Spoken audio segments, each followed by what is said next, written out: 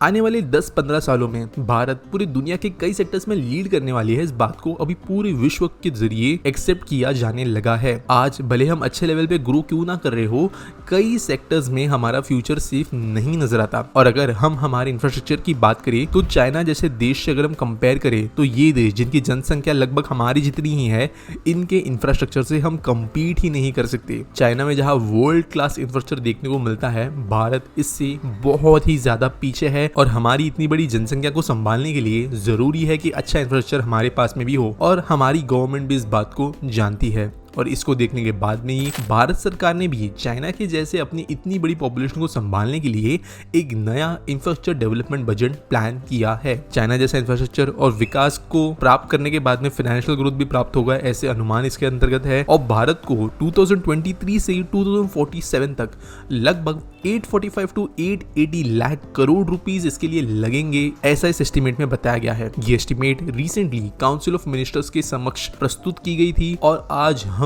इस प्लान के लिए किए गए बजट की इंपॉर्टेंस को समझेंगे, इस लॉन्ग टर्म विजन की भी नीड को समझेंगे, और ये जो पैसे आएंगे 880 लाख करोड़ तक के, वो कहाँ कैसे खर्च होंगे उसके बारे में भी हम जानेंगे। लेकिन इसके पहले अगर आपने अभी तक हमारे चैनल को सब्सक्राइब नहीं किया है तो प्लीज सब्सक्राइब कर ले। आपके सब्सक्रिप्शन से हमें बहुत सपोर्ट मिलता है और हमारी टीम महीने में तकरीबन 60 वीडियोस बनाने का प्रयास करती है, और आपके सब्सक्रिप्शन की वजह से ही हमें ये मोटिवेशन मिलता है। तो आगे बढ़ते हैं। भारत सरकार ने अभी कुछ दिन पहले ही एक नया रोड मैप ड्राफ्ट किया है, जो देश के फ्यूचर इंफ्रास्ट्रक्चर नीड्स को मीट करने के लिए ड्राफ्ट किया गया है। इसमें का ये टारगेट रखा गया है कि देश के हाईवेज की लंबाई को अभी के करंट नेटवर्क से 1.6 टाइम्स या 1.6 गुना बढ़ाया जाए। पोर्ट्स की कैपेसिटी को 4 गुना बढ़ाया जाएगा और रेलवे नेटवर्क को 2 गुना किया जाएगा, जिसमें से 20,000 kilometre of elevated railway tracks होंगे और 4,500 किलोमीटर के बुलेट ट्रेन कॉरिडोर्स। अगले 24 वर्षों में ये सब काम किया जाएगा। इसके अलावा वंदे भारत जैसे ट्रेन की संख्या 4,500 तक बढ़ाने का इरादा है, और कवच जैसे इंडिजिनियस एंटी कोलिजन सिस्टम को हर एक ट्रेन के अंदर इंस्टॉल किया जाएगा, ऐसी बातें कही गई है। एस्टीमेट के हिसाब से जो पूरा ड्राफ्ट बजट है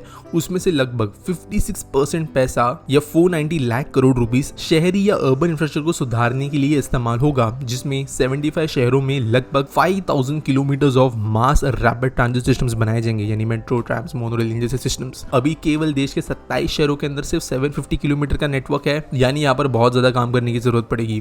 एक रिपोर्ट के अनुसार इफ ड्राफ्ट के अंदर का फोकस ये होगा कि केंद्र सरकार, finance commission, centrally sponsored schemes, इन सभी का इस्तेमाल करते हुए एक ऐसा ओवरऑल सिस्टम बनाया जाए जो इन शहरों को सुधारने को मदद करे। रोड मैप के अनुसार सरकार का लक्ष्य ये है कि 2030 तक वो सभी शहरों के अंदर 100% ई गवर्नेंस ले आए और रेगुलर असेसमेंट्स के साथ साथ डिजिटल प्रॉपर्टी टैक्स कलेक्शन को भी शुरू कर दे। यानी कि जो शहर के अंदर प्रॉपर्टीज होती है उनमें से जो पैसा वगैरह आता है, आज के डेट में बहुत दिक्कत इसके अंदर है। जो डॉक्यूमेंटेशन शहरों के अंदर होता है ये मोस्टली ऑफलाइन होता है, इन चीजों को 100% ऑनलाइन कर दिया जाएगा। कुछ शहरों के अंदर ऑलरेडी वैसे ही होता है, लेकिन कई देश के शहर है जहां पर ब्यूरोक्रेट्स कहीं ना कहीं पर दिक्कतें प्रोड्यूस करते हैं ई गवर्नेंस आने के लिए, क्योंकि वहां पर उनके जो है काम कम हो जाते हैं अंडर द टेबल वाले। और कई शहरों के अंदर इसकी वजह से अभी भी ये जो साइट्स बन गई है उसके बावजूद काम हो नहीं पाता, लेकिन 2030 तक ये कर दिया जाएगा, ऐसा कहा गया है। इसके साथ साथ गवर्नमेंट ने डिसाइड किया है कि कम से कम एक ऐसा इंडियन शहर होना चाहिए जो 2030 तक top 100 liveable cities across the globe में आना चाहिए। 2047 तक ऐसे 5 सिटीज होनी चाहिए जो top 100 liveable cities in the world में आए। इसके अलावा अनुमान कुछ लगाए गए हैं कि 2040 तक 1 लाख से अधिक जनसंख्या वाले भारतीय शहरों की जो नंबर है वो 980 तक बढ़ जाएगी और 2047 तक 1500 तक पहुंच जाएगी। करेंटली देश में 770 ऐसे शहर है जिनकी पॉपुलेशन लाख के ऊपर है। इस विशाल नेटवर्क के मेगा सिटीज के काम करने के लिए कुछ महत्वपूर्ण क्षेत्रों पर ध्यान देना जरूरी होगा। उनमें से faster and seamless mobility, logistics cost को जीडीपी का 8% तक कम करना जैसी चीजों का यहाँ पर प्रावधान बनाया जाएगा, जिसके कारण ओवरऑल देश की इकोनॉमिक आउटपुट को मदद मिलेगी। उदाहरण के लिए इंफ्रास्ट्रक्चर पर ग्रुप ऑफ सेक्रेटरीज ने barrier free and multi modal tickets का टारगेट सेट करने के लिए एक सिस्टम प्रपोज किया है, जहां पर बेसिकली ऐसी कुछ चीजें बनाई जाएगी जिसके कारण शहर के किसी भी कोने में से कोई भी सिटीजन 10 मिनट की वॉक के साथ में किसी भी intra city mass rapid transit option के साथ में जुड़ने के लिए फैसिलिटेटेड होगा। यानी आप देश के किसी भी शहर के अंदर किसी भी कोने में क्यों ना हो,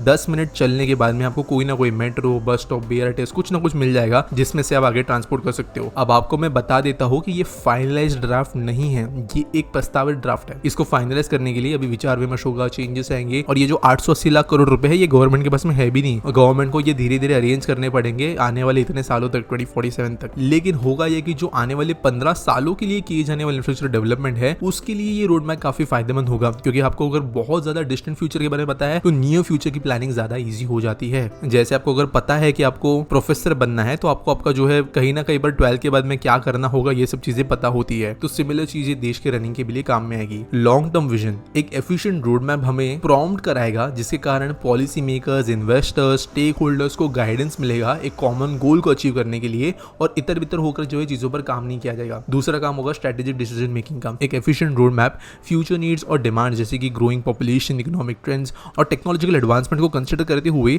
स्ट्रेटेजिक डिसीजन बनाने में हेल्प करेगा। ये रेगुलेशंस बनाने वाले ऑफिशियल्स को इंफ्रास्ट्रक्चर के चैलेंजेस पहले समझने होंगे और समाधान जो है वो निकालना पड़ेगा। तीसरा फायदा होगा स्टेबिलिटी एंड इन्वेस्टर कॉन्फिडेंस। ये one of the most important benefit है आज की डेट में, जहां पर पब्लिक प्राइवेट मॉडल पर ज्यादातर काम होते हैं और प्राइवेट इन्वेस्टमेंट फिर चाहे वो देश की कंपनी से हो, बाहरी कंपनी से हो, इंडिविजुअल इन्वेस्टर्स के जरिए हो या फिर बाहरी देशों की गवर्नमेंट से भी, ये इन्वेस्टर्स तब किसी भी देश के अंदर के इंफ्रा में पैसा लगाएंगे जब उनको एग्जैक्टली पता होगा कि ये इंफ्रा जो है वो किस तरीके से शहर के अंदर काम में आएगा, इकोनॉमिक एक्टिविटी बढ़ाएगा, और तब जाकर ये कॉन्फिडेंस डेवलप होगा कि देश के अंदर इन्वेस्टमेंट लाना इसके वजह से जरूरी है। और ये स्टेबिलिटी जब तक रहेगी तब तक ये इतना डिफिकल्ट नहीं होना चाहिए पैसा फंड करवाने के लिए। इसके साथ साथ एक अच्छा रोड मैप जो है मदद करता है उनकी भी इन्वेस्टमेंट्स को ऑप्टिमाइज करने के लिए और एनवायरमेंटल सोशल प्रॉब्लम्स को भी पहले से एनालाइज करने में मदद करता है। कंक्लूजन में अगर कहे तो देखो, ये जो प्लान है ये अभी तक सिर्फ ऑन पेपर है और वैसे ये प्लान ऐसे बनते रहते हैं। गवर्नमेंट के पास में उचित नंबर ऑफ रेवेन्यू या फंड हो तो इंफ्रास्ट्रक्चर डेवलप करने के लिए भारत सरकार क्या आउटकम के ऊपर ये डिपेंड करता है। मतलब पैसे हो गए तो भी एट द मोमेंट क्या नीड है, गवर्नमेंटल नीड क्या है, पॉलिटिकल नीड क्या है, ये सब चीजें भी प्लान्स को चेंज करती है। आज पूरी दुनिया प्रोडक्शन एंड मैन्युफैक्चरिंग के लिए इंडिया पर विश्वास रखना शुरू कर चुकी है और इसीलिए हमें इंफ्रा डेवलप करना तो है ही। और इंफ्रा जो है उन चीजों में से एक है जो सिटीजन्स को बहुत ज्यादा डायरेक्टली बेनिफिट करता है। पॉलिसी चेंजेस जो होते हैं, ऐसे ही रूल्स होती है या रेवडीज वगैरह होती है, वो कहीं ना कहीं पर एक सेक्शन ऑफ सोसाइटी को बेनिफिट करती है, एक सेक्शन ऑफ इनकम लेवल को बेनिफिट करती है, एक सेक्शन ऑफ सोशल ग्रुप को बेनिफिट करती है। लेकिन इंफ्रा उन रेयर चीजों में से एक होता है जो बिना इस किसी भी क्लास को देखे हुए लोगों को डायरेक्टली या इनडायरेक्टली बेनिफिट जरूर करता है। और इसीलिए देखते हैं कि चीजें कैसी होगी, ये ड्राफ्ट प्लान एक्चुअल में कितना अच्छे से होगा कि आने वाले 15 सालों में समझ में आना में शुरू हो जाएगा। आपको इसके बारे में क्या लगता है मुझे कमेंट्स में जरूर बताना। मिलेंगे अगले वीडियो में।